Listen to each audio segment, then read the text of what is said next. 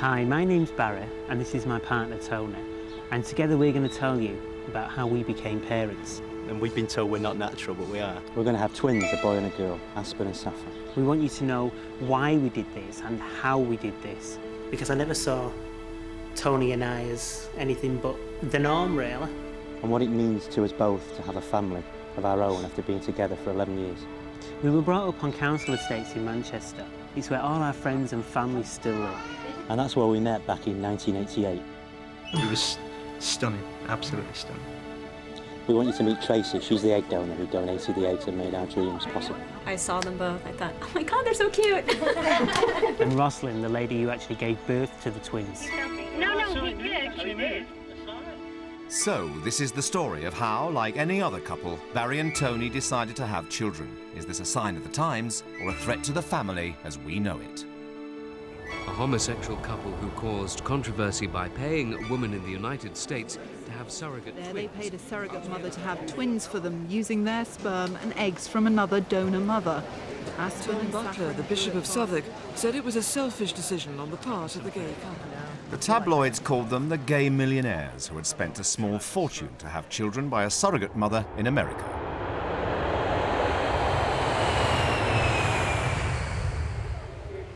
Rosalind, the birth mother of their children, is 5 months pregnant, and Barry and Tony have travelled to California to see her. Hi. How are you? The fact that we're two gay guys doesn't make any difference. You look at a straight guy and ask him how he feels, and we don't feel any other way. And we're at the stage now where our family is the next natural, and we've been told we're not natural, but we are. It's the next natural progression for us. So we want a family so badly that we'd do anything to acquire one, really. God, you are so big now. Okay, well, I'm really going to get bigger, so you'll have to quit saying that pretty soon. No, that's a good thing, though. That means that they're growing and growing. Yeah, they're growing and growing. Let's have a feel of Aspen. Where is he there? Yeah. And he just kicked it right after you pulled your hand off. And this is Saffron.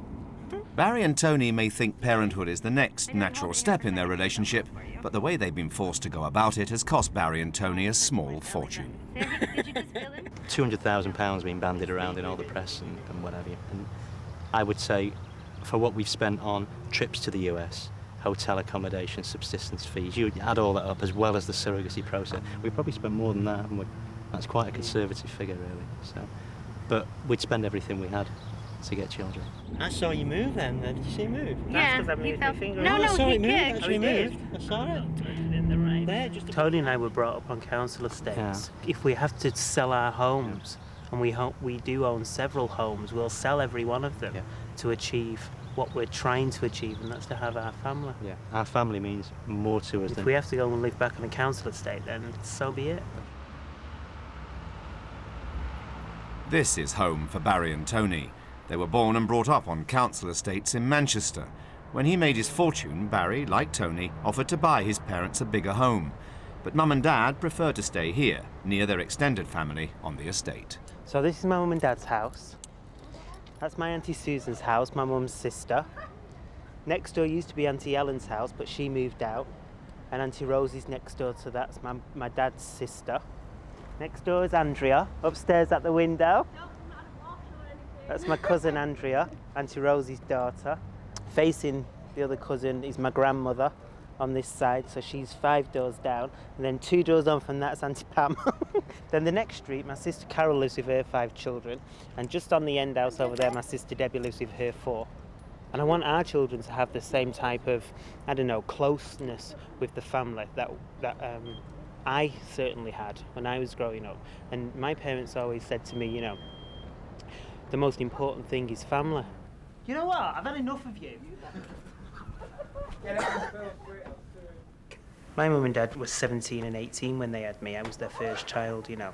So my mum and dad have always been like a brother and sister to me. There was never ever a problem with that. Well, you get something in his mind, that's it, you know. Yeah, by hook or by crook, he'll find a way, you know. No, it's not just a whim, what they're doing. I mean, they've sat down and talked about it and thought about it, and they know the consequences, what's going to happen when they get the children, you know. I mean, the lives will change dramatically. Right, Ayla. Yeah, you are. Yeah, come in. They love children, both of them. Yeah. They do. I don't see why they shouldn't have children. it's not wrong for two people to share a life together, is it? No matter whether the man and woman are two men or two girls. It doesn't mean because love is love, it doesn't have to stick with man and woman. Although they lived on council estates only a few miles apart, Barry and Tony grew up in very different ways. I was an awful teenager, and my mum will tell you that. I was awful to her. I was so rude at times to her. And my dad was working all the hours God sent just to put food on the table and pay the rent. I couldn't wait when I was 15 to walk out that school gate and say, fuck you. And I was out of there, like so many of my friends did. And we just, I don't know. School was just a place that we had to go. Plus it was a place where we were getting free school meals. So my mum was like, you're going to school.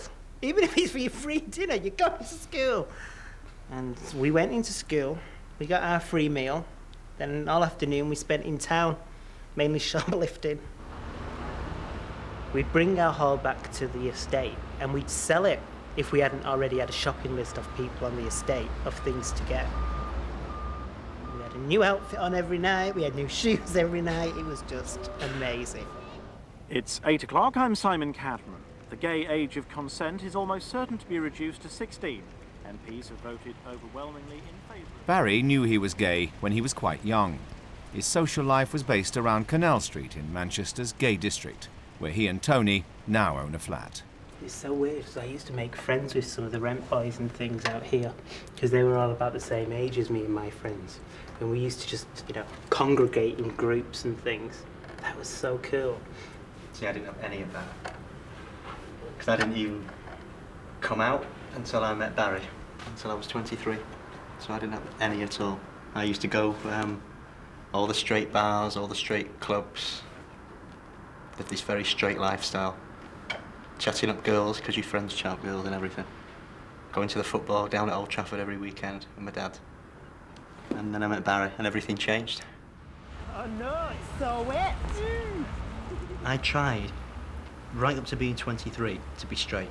I tried, I couldn't have tried any harder. I was close to marriage. I almost married to be straight because that was what was expected. And like so many other men marry because they not. think it's what's expected. Because the whole thing would have been a sham. They're not gay by choice. They're gay at birth. If they're gay from the word go. It's in the genes, isn't it? If he'd have told me when he was 10, 11, 12, it wouldn't have mattered to me anyway. He was mine.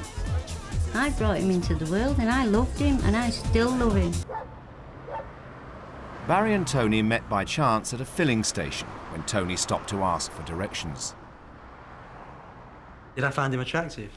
Yeah, very. He was, well, he is now. But he was stunning, absolutely stunning. Really nice, really attractive. And it was at that point that I knew what I really wanted. I was infatuated with Barry when we first met. Absolutely infatuated with him. I'd have laid down, I would now. I mean, your infatuation goes through to a love and then a long-term love, and I'd die for him now. I'd jump out the window tonight if it meant saving his life. But at that time, even that week, I'd have laid down and let him walk on me. And you did sometimes, when we first met. Oh, hell yeah. You took me for granted, and I just took it because I was absolutely infatuated with it. Things you do when you like people. When you like people? When you love one. Oh. I didn't love you then, but I thought I did.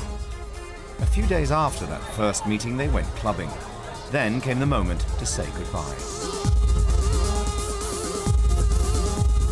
It was one of those awful movie moments when two people are sort of stood together and one of them comes over and you think, and the other one's thinking, shit, don't kiss me. Just don't kiss me.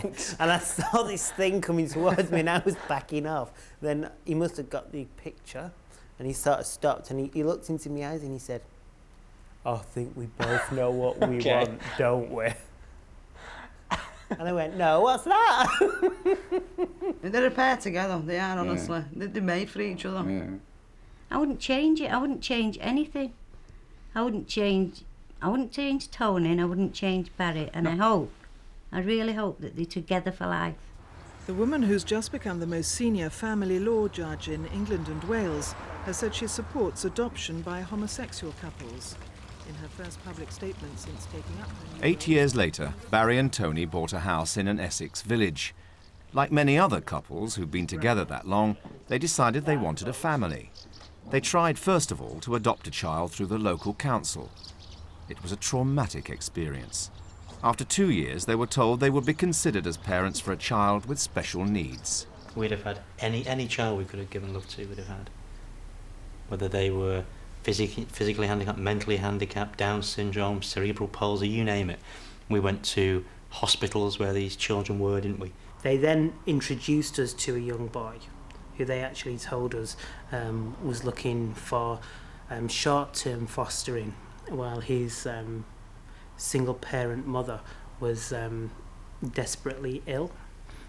He was a Down syndrome's boy, and they had us get so close to this child, and had led us to believe that there was a possibility that this was going to be the child that we would be looking after.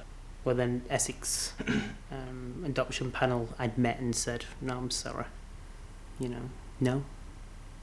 No emotions, just shock. And after that, I would say for a good week after that, we went through turmoil, didn't we? We went through hell that week. I was really awful to Tony, wasn't I? And I was really not very nice. And I found myself slipping into a depression and started seeing the doctor, and, you know, I was getting so depressed. And that depression lasted for a good 5 to 6 months for me. And during that time, I had gone absolutely ape with my credit cards. I absolutely spent up on every one of them. Absolutely. Amex, American Express, £12,000 in 2 weeks. I mean, I could do that now in one day, in one afternoon. I can afford to pay for it now. At that time, I couldn't have afforded to pay for it, but I was going mad. I took it really personally. What's wrong with me? You know, why aren't I suitable to adopt a child? And I took it really bad, but we went through that, plus all the debt, and we went through major debt, didn't we? Discs, phone, keys. It seemed the end of the road, but their commercial success would eventually give them another chance. Over the years, Barry and Tony have set up a number of money-making schemes. Not all were successful, and at one point, Barry declared himself bankrupt. We did have a seedy chat line. Well, actually, we didn't have a seedy chat line. We had 3 seedy chat lines. A massage parlour. And just a general prostitution hotline. No.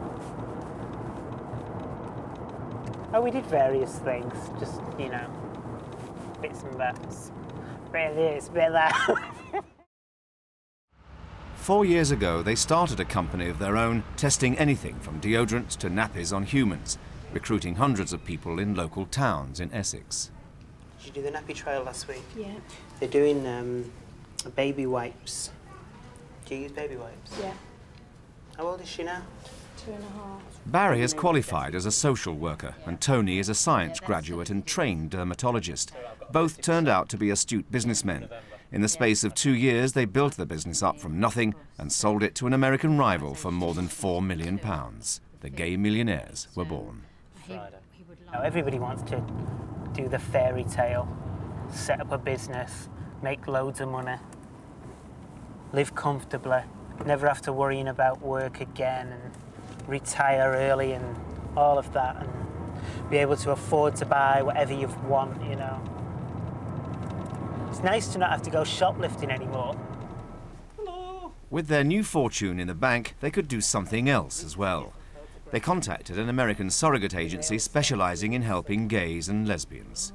That was 2 years ago. San Francisco, wasn't it? What's the estimated time of arrival then for these two? January 8th, but I'm sure it'll be before the end of the year. Barry and Tony finally have the pregnancy they want, but it's an anxious time. Rosalind has already had contractions and she's on drugs to stop her going into labor. Gonna have to believe me, partly gonna have to believe on this, but this is a scrotum right here.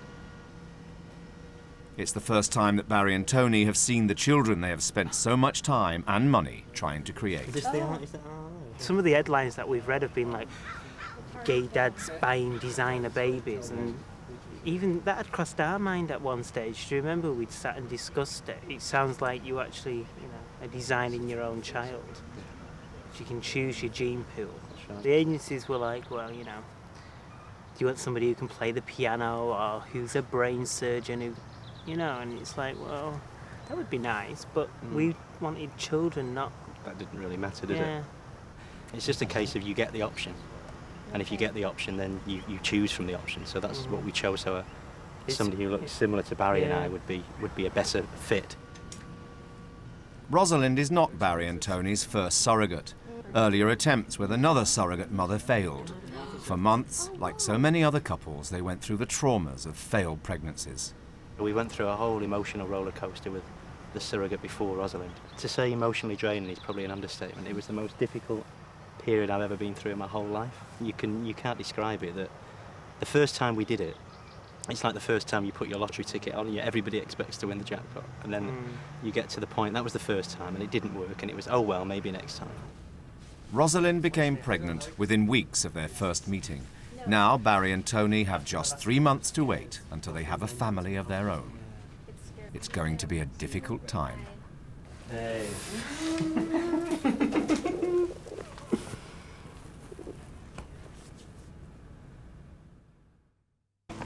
Hi dude, how you doing? Love you today. Rosalind, the birth mother, lives near Modesto, 100 miles from San Francisco, with her 4 sons and husband, Chris. It's her second surrogacy. 2 years ago, she gave birth to twins for a single mother. She will receive well over £30,000 in fees and expenses as surrogate mother for Barry and Tony. I could go to work anywhere and make minimum wage in our country. I think our country is like $5.50. And I could work however many hours you put into just the 9 months that, let's say, I'm carrying, not the months that you would put into trying to become pregnant or the recovery, and I would make more money. I mean, I don't feel at all like I'm selling a baby. I'm just being compensated for my time. Rosalind and Chris's decision to have children for a gay couple was a new experience for the whole family. Their sons needed convincing. They were a little bit unsure about how things were going to be, and is it, what's the relationship going to be like? Do we have to hug them and things like that? And the boys all brought it upon themselves to have a close physical relationship with Barry and Tony. Yeah. One of our stipulations is that we were able to have a relationship with the couple, not only coming into the surrogacy, but afterwards, because we really want to, have a little better idea of how the children are doing and how they're coming along, and it's almost an extended part of our family. It's aunt and uncle plus, and that to us is real important. And be godparents and things like that, that really means a lot to us. Because really the children wouldn't be here if it wasn't for us, and we really feel great that we're able to do that. Not long now, guys. It's only a couple of months. The babies will be here. I think it was really neat that I was there and I could say, I can do this. I know I can do this. And then they're going, yeah. I said, I know the whole cycle. I know everything that I have to do. If you've got the right eggs, I've got the right body. Let's see who's at the door. Barry and Tony met Tracy, the egg donor, through the surrogate agency. Hello. How are you? Oh, better now you're here. Good. Come in, everybody's in the other room. Okay. Rosalind's here? She is. Ah! Hi. Oh my goodness. How are you? Barry and Tony wanted a different egg donor and birth mother to reduce the legal claim either of the women might have over their babies. Tracy is married with 2 children of her own. So far, she has 10 babies across the world born from her donated eggs. And then the minute we met Tracy, it just clicked. I don't know what it was. She sort of stood out that she was willing to share her family with us, and apart from the fact that she was gorgeous and visually she looked very attractive. Actually, when I first walked in the room and I saw them both, I thought, oh my God, they're so cute. Oh look, they're really cute. And we just clicked right away. Started talking as if nobody else was in the room. I have many gay and lesbian friends. I have one gay friend who I've known since I was 10. And I had always told him, if you ever wanted kids, I would do it for you. No problem. Excuse me. So I thought, well, what better opportunity to help a gay couple, because really their only opportunity out there is for adoption. And that shouldn't be their only choice because of their lifestyle. I think it's ludicrous.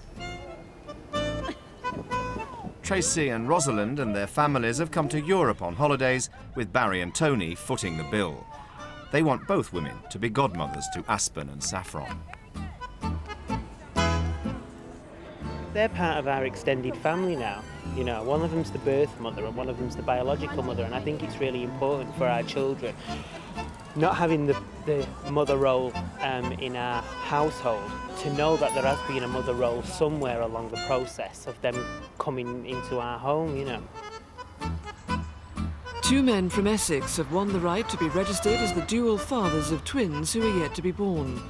After a court decision in California, Barry Druitt and Tony Barlow are homosexual. Barry and Tony have returned to England to await the birth. The groundbreaking news from California means that, contrary to British law, they will be named as the parents on their children's birth certificates.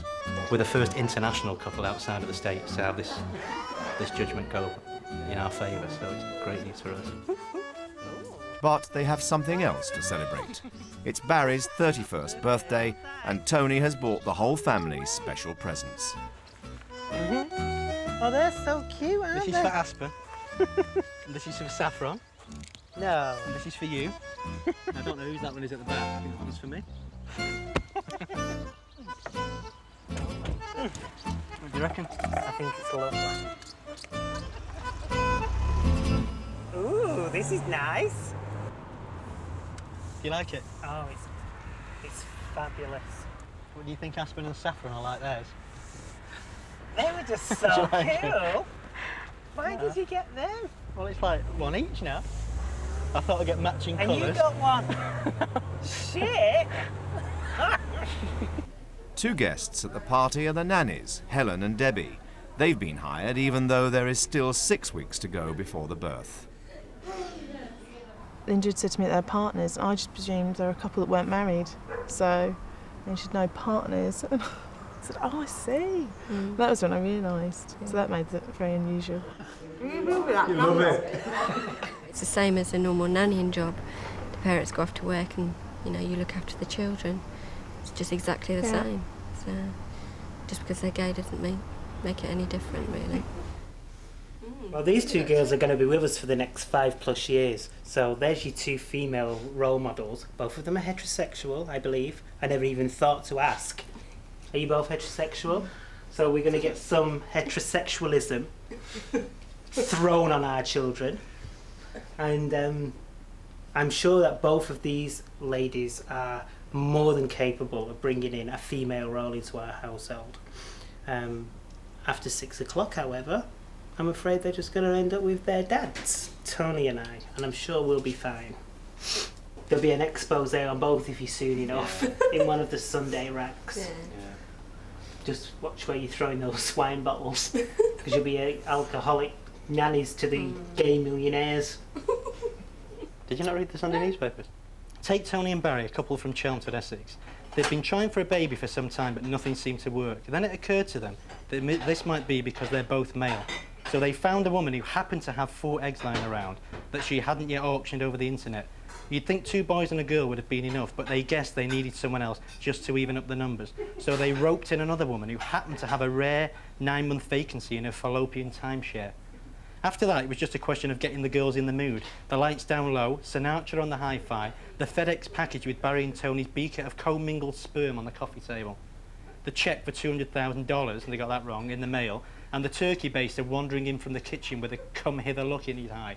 I thought these people are more intelligent than what they've got. I really would. Sticks and stones. It's very true. And we'll bring our kids up in the same way. Being really heterophobic. Some of the comments you've come out with. Well, that's what people think. Oh, they're going to grow up hating women and hating men. Oh, God. If they come to us and say they're straight, then great, as far as we're concerned. It's a lot easier to be straight than gay, isn't it? So, there'd be nothing better for me than my 15-year-old son coming to me telling me he's straight. But if he comes to me and tells me he's gay, then so what? Great. At least he'll be more liberal than most people growing up. And it's about accepting people for what they are, isn't it? And that's what we'll bring up our children like.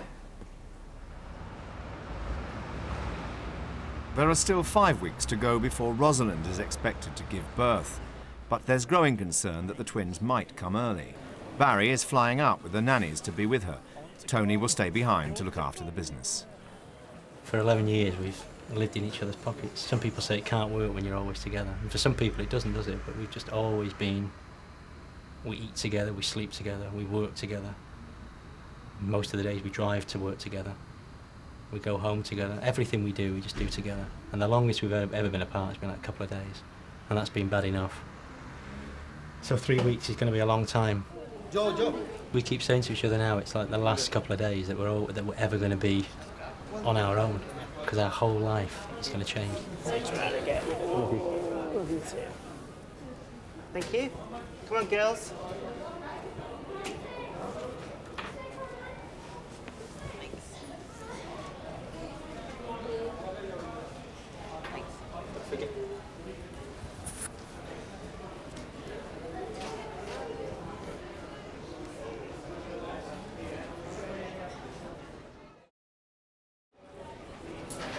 I feel like there's only half of it when Barry's not around.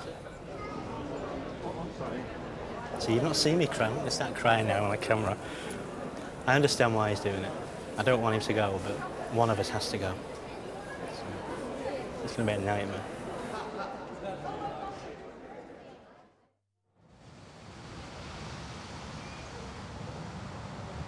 There was always a danger that Tony would miss the birth of his children, but when he finally arrives in California, there's still a lot more waiting to put up with.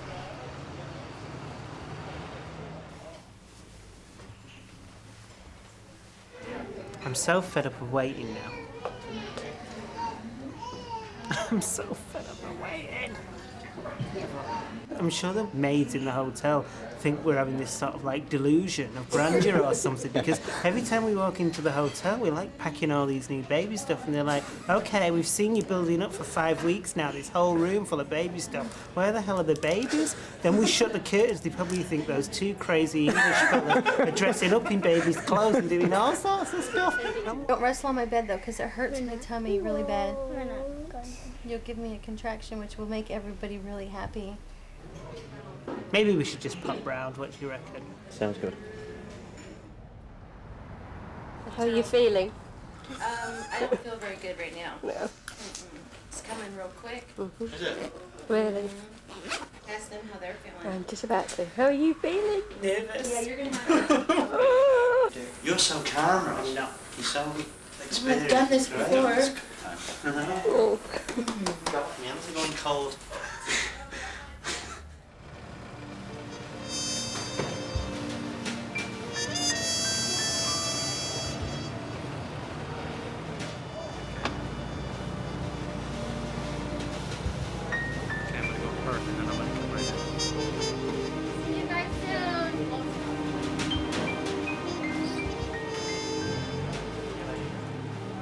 I remember how we started with this whole process, and I remember being in the bathroom of a medical centre with 5 nursing staff and an embryologist waiting right outside the door for me to produce a vial of sperm.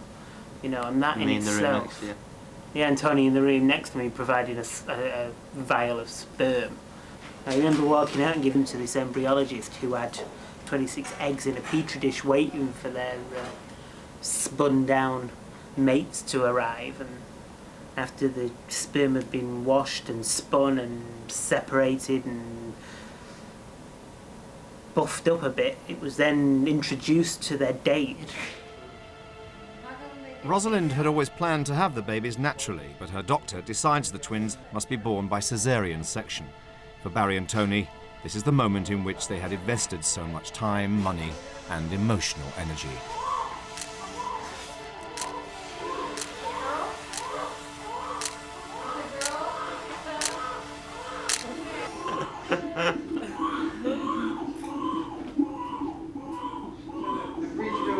I can't believe they were both in that bump, can you? So It wasn't anything to do with us. It wasn't just real. Like watching something, and that was it. yeah, it just like it wasn't real.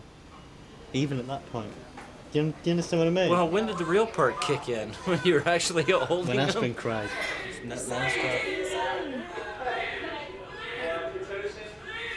Tony's like, oh! I said, will you shut up? So fragile, you don't know how to hold him. When you look at the nurses, they're quite... I know, they just toss him around, don't they? Give me scissors like you cut. Then I'll give you your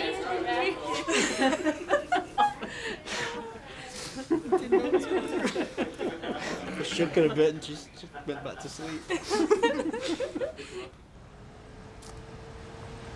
3 days later, Aspen and Saffron are allowed out of hospital. Well, we're home for the next few weeks anyway. Barry, Tony and the nannies return with the children to the hotel. It's nice to be out of that hospital. Oh, tell me about it. Feels really strange being home now, though, because it's nice in the hospital, but there's always somebody around. There's actually be here now. It's like your first, like when you've done your driving lessons and you've got the instructor on the other side, and even though you'll press the brake, his foot's always there to press it. And now suddenly it's like we're here, aren't we, on our own? Who wants the crier? The grandparents back in England have already started trying to guess who is the biological father of the twins. Yeah, let's leave it because we don't want to throw it just yet. It's so funny though what your parents are like. It's just so weird. Because they see the photographs in the paper today and they always try with the same line. Did you notice how Aspen had his feet curled up? I said, yes, Mum, you used to do that. Did I? I'm sure most of the population's babies curl their toes. Yes, but he had his toes curled up just like you did.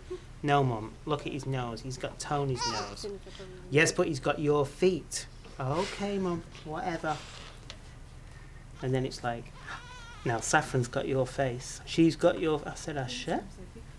It's funny how people can see things that are not there. That's grandparents for you.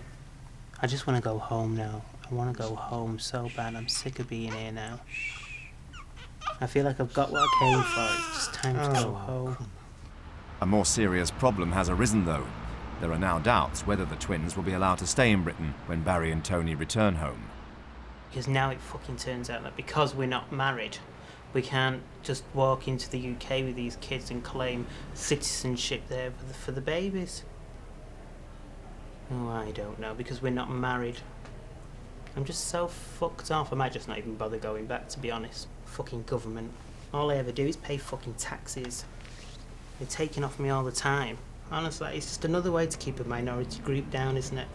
But if what we've heard today is right, heterosexual Joe can whiz off to Thailand, marry somebody, and come back, have a child with them and bring them back without any problem. We can be 2 UK citizens that pay our taxes, that live, that are law-abiding, that have been together for 11 years.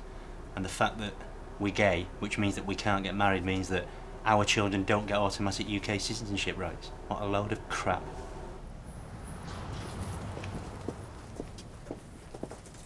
Hi there. Hi. How you doing? Just fine, thank you. Barry and Tony have called a press conference for the next day.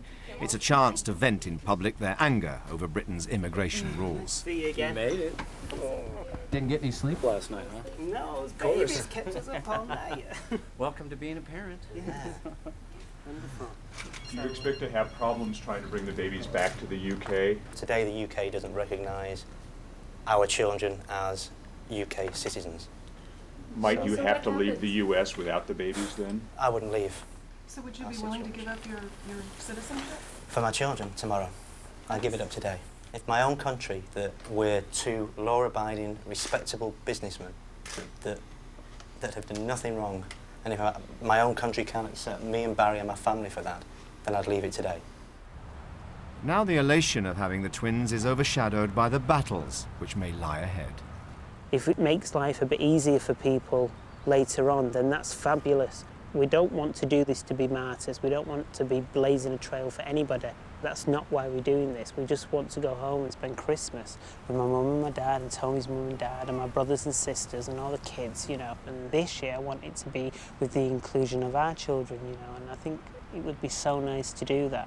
But I don't think it's going to happen this year. A week later, they're still there. The twins' first Christmas morning is in a San Francisco hotel. Saf, Father Christmas has been. Safi, wake up. Nobody's excited. I am, but Aspen is. You going to shut them off? Isn't that nice? It's Pooh Bear. Oh, look. That's a look. Look, Safi diamonds! Thank you. Welcome. Oh, that's great, thank you. The gay couple who fathered surrogate twins are facing a battle in the courts to keep them in Britain. Immigration officers at Heathrow Airport confiscated the babies' American passports and decided that... At Heathrow, the children are given permission to stay in Britain for just 28 days. For Barry and Tony, it's a stressful time. You'll have to sit on there, Tony, because there's not enough room on there. I'm getting in the middle. No, I have to get on. There's nowhere else. Go on. The problem is that despite the ruling from the American court stating that they are the parents, under British law, Rosalind, the surrogate, is the mother and her husband Chris is the father. That was just a nightmare, an absolute nightmare. I thought they were never going to let us out. Yeah, at one point we thought we were getting the plane out, the next plane out. Thank you. I'm shaking, I can't even I hold the feel like sodding that. thing. I don't even want to be here at the moment. Yeah. If we don't report back by the 28th of January, then they're illegal aliens. That was the best bit when he said to me and you and Debbie and Helen, well, don't worry, everything's okay. We're not detaining you because you're British citizens. You're free to go. It's only the children we're detaining.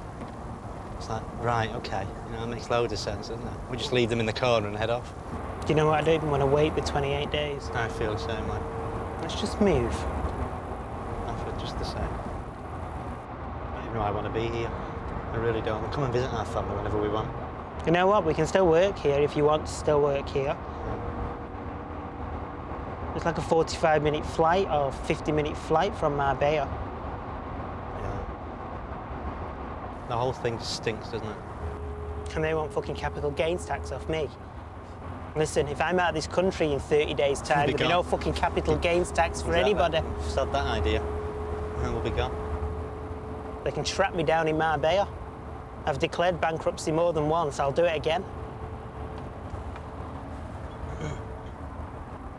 Now, what we need to do is get in touch with the attorneys straight away.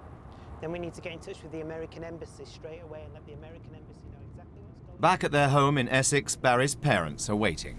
Yeah. Come here. Yeah, I've missed you. I know, aren't you? It's the first time Veronica and Barry have seen their latest grandchildren. Stay for a month with her. 28th of Jan. Can I do it? I'll take this one home. I know. Look at that. Come on. Waiting for a long time for this. Yeah, I'm hungry, look. You're right.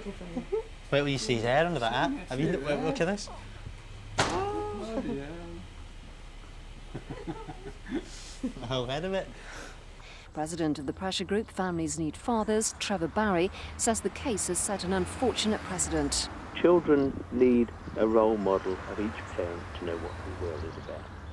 Some of them were saying, this just isn't right at all, and gay people are not meant to breed and have children because the natural order of things is that these people are born and then they die. Gays shouldn't be breeding and all of that stuff, but at the end of the day, it's heterosexual people that are having us, not other gay people. So gay people don't necessarily breed gay people because as far as I can see, it's all you heterosexuals that are breeding us gay people. Barry and Tony still haven't heard from the Home Office about the future of the twins. Already, though, the children have changed their lives. Did you get much sleep last night? What was the night we left them in the hospital? What was the last full night's sleep? Sleep in different rooms now. Yeah. Yeah. We have to split the babies up overnight. So that I means we're usually have split him up. overnight. Barry has her overnight. And I'm in the guest room. Which means that we get to spend the night together once a fortnight, maybe. When Mum's here. When Barry Mum's here, So she has the overnight. kids. Ooh. And we're going to see Grandma this weekend. Yeah. Which means that we get a night's sleep. Oh, Bonnie. Oh, hello, darling. Have a nice Christmas. Oh, Barry. Oh, God. Oh, I've got to just kiss her. Oh. Oh, God, I love her so much. Oh, God. Oh, can I have her? There's now only a week to go before the twins' permission to stay in Britain runs out. It's the first and perhaps last chance for Tony's family to see Aspen and Saffron. Joe, not you?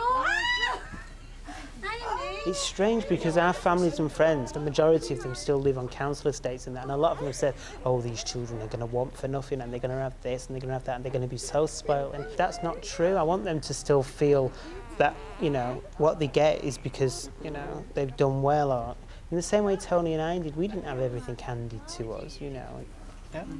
People are saying they're going to have no female influence in their lives. It's like... Oh. I don't think so. They won't be without. Sorry. 3 days before the children's immigration deadline expires, Barry and Tony get the news they've been waiting for.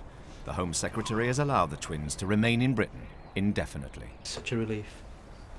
Got to like the 25th of January, and we had until midnight on the 28th. And everybody said, oh, it'll be okay, you know, they can't possibly make them go out, and don't worry about it. And we were convincing ourselves, weren't we? You know. But it's still, when you're 72 hours away. Frightening enough experience at Heathrow, wasn't it? Yeah. You just, after an experience like that, you just don't know what's around the corner next. I feel like a 10-ton weight's been lifted off my head. After the good news comes the bad. Rosalind has told a Sunday newspaper that she'd been abandoned by Barry and Tony since the birth of the twins. After a series of financial disagreements, the relationship with the surrogate mother has slowly disintegrated. You know, she mentioned in her article that she received an email from us saying that, you know, you are not going to be seeing these children again, and she definitely did get that email. I don't want her to ever see my children again, and that certainly will be what will be happening if I've got anything to do with it. Things happened, and we just decided, you know, with our attorneys, that it would be a good thing for us not to have anything more to do with Rosalind. So that's exactly what we did. The government faces defeat in the House of Lords over Section 28, which bans promotion of homosexuality in schools. Ministers want it scrapped, but some Labour peers are expected to join... She stinks. Is it her? I thought it was him. Might be both of them. Smell your bum. You smell your bum. In the last few months, Barry and Tony have been sent hate mail threatening both them and the children. But they say the overwhelming public reaction to the birth of the twins has been positive. The stigma's gone now of single-parent families, and certainly it's going with gay families. They'll grow up knowing that they've got a dad and a daddy. And who love them very much. Yeah. What I don't think's relevant is which one is the biological father. We knew from the beginning who was going to be the father of any children that were born. Well, actually, we both decided that one of us would be the biological father of any boys that we had, and one of us would be the biological father of any girls that we had. The consequence of that means that one of us is the biological father of one, and the other one's the biological father of the other. And that's all you're getting. It's quite obvious. Hey!